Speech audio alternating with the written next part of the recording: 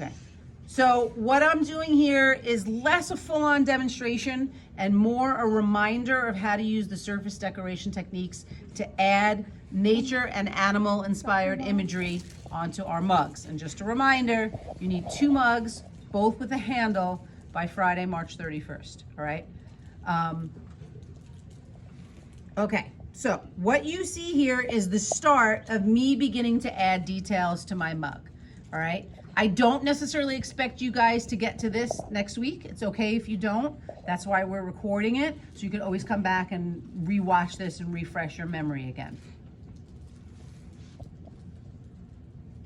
Okay, so if you remember in the beginning of the year when we did our spherical vessels, you guys learned 5 different surface decoration techniques.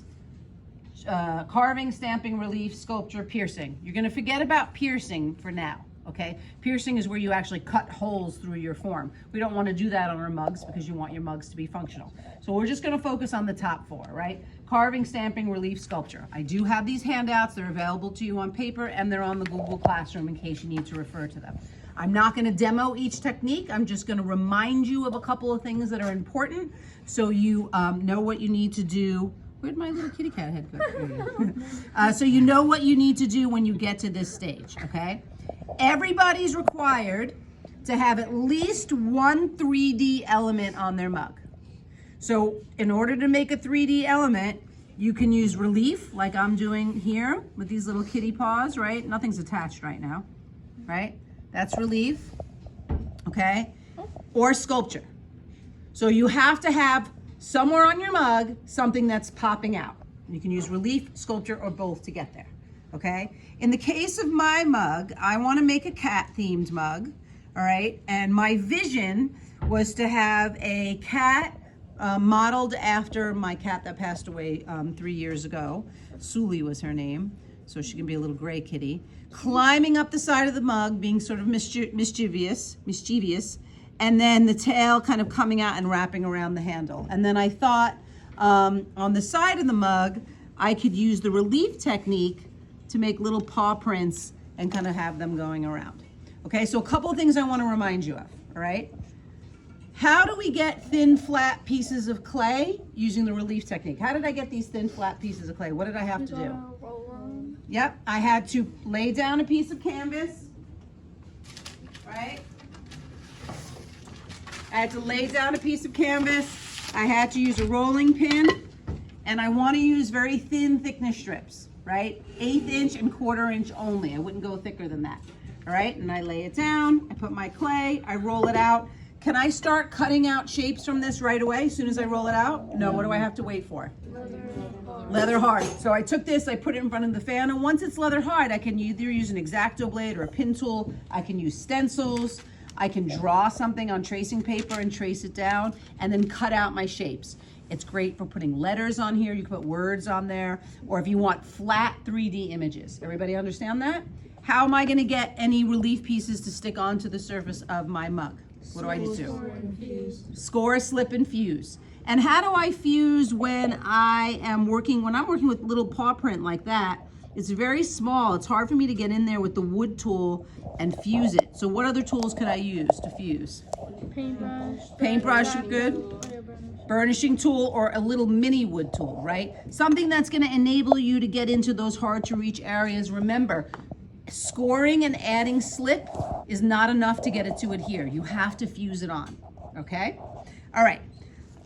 Stamping, you can see over here, I used the back of some paintbrushes to press in. Did you see how I pressed into the clay? That's stamping, right? Stamping is just taking objects and pushing it into the clay to create a pattern, right? Carving is self-explanatory, right? You can carve into the actual mug itself to make a design, or you can add relief or sculpted objects and then carve into those. If you're carving right onto the mug, like if I wanted to take this tool and I wanted to carve some sort of pattern on the mug, what is one thing I do need to worry about and be careful of when I'm carving right onto the surface of my mug? Yeah, going too deep, right? Thank you.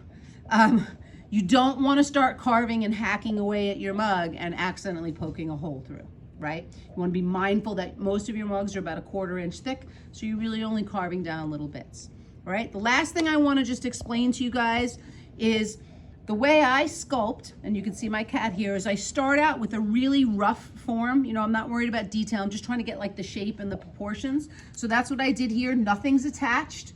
Nothing's slip and scored yet. It's simply, I just put it on there so I can kind of like step back and be like, is that the right size cat? Is the head the right size for the body? How does everything look together?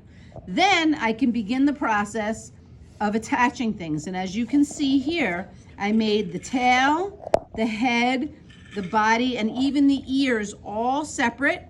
And now I would have to slip, score, and fuse to attach them. However, when objects are thicker than a 1/2 inch, right, I have to hollow them out. You guys remember that from your spherical vessels?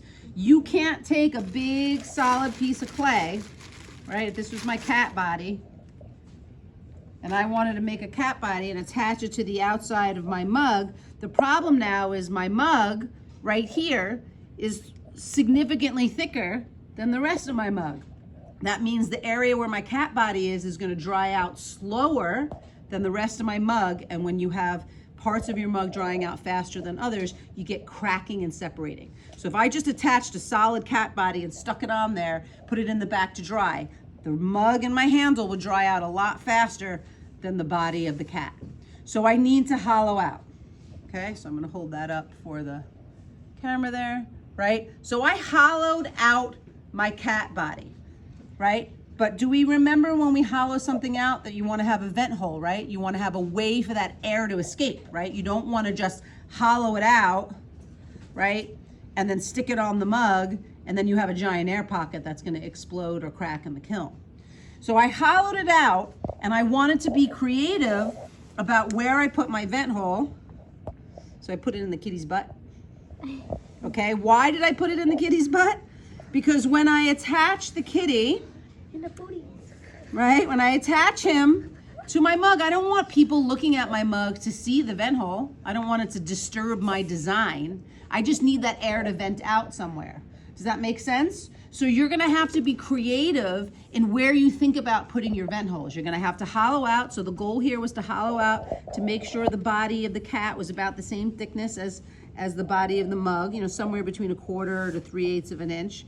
And then I'm gonna slip, score, and fuse it on, making sure the air vents out the bottom, right? You won't even see that. And then look what else I did. I hollowed out his little head, right? Just slightly, just remove some of the clay. And I then made a hole on the top of the cat's body so that when the hollowed out part of the head connects to the body, the air inside the head will go through the body and out through the bottom of the cat. Does that make sense? So everybody's design is going to be a little bit differently. How you hollow out and where you vent that air is going to be dependent upon your design, but that's one of the problems you need to solve as you're making 3-dimensional forms. If you're just doing relief pieces, right, thin 1/8 inch or 1/4 inch pieces that are attached to the surface of your mug, you don't need to hollow those out. It's only sculpted pieces that are thicker than a 1/2 inch or thicker. Does that make sense? Okay, the last thing I want to point out, right, just like your handle, and just like we've done with other sculpted forms on your spherical vessels, right? Right, if you sculpt something and you attach it and you go to put this away at the end of the day, let's see, this is where I ended up, right? I slip and scored and fused it on, and I ended up right here, and now I'm gonna wrap up my mug to put away. I'm gonna put it on top of my board, on top of a damp shirt, right, a piece of fabric.